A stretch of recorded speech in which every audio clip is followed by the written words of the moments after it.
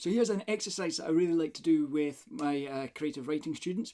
What I'll do is I'll get an anthology of short fiction. It might be something like one of the granted books of American short fiction that Richard Ford edited, or perhaps a collection of the best stuff from the Paris Review, something like that.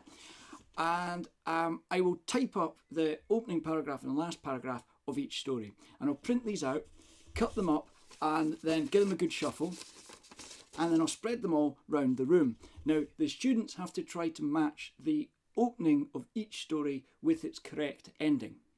And even though they've not read any of these stories, they're able to do it. And they're able to do it because if in the opening paragraph of a short story there's a woman named Margaret, then the chances are that said woman named Margaret also appears in the last paragraph of the story. If in the final paragraph of a short story a man destroys a hornet's nest, then the chances are that the hornet's nest, or at least the man, are in the opening paragraph.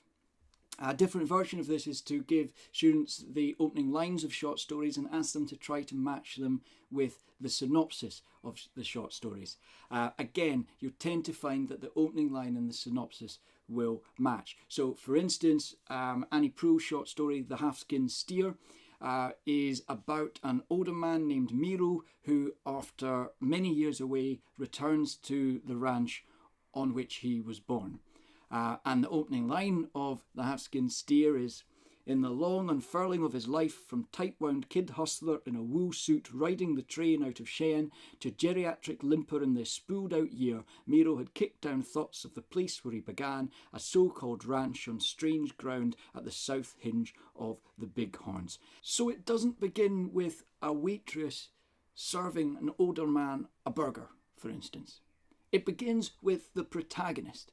And it begins with the incident that's going to set the story in motion, with the transition that's going to drive the protagonist's narrative. After all these decades, Miro returns to the ranch on which he was born. So there's a tightness to short stories, and I think you need to have a certain discipline when you're writing them. You don't have much scope to meander off course. And interestingly, novels are completely different. This doesn't really apply to novels. If you look at great novels, they'll very often start off being about one thing and end up being about something totally different. Victor Hugo's Les Miserables, for instance, it begins with a very lengthy description of the life of a bishop who, after his encounter with Jean Valjean, never really features in the story again. Thanks for watching, and good luck with your writing.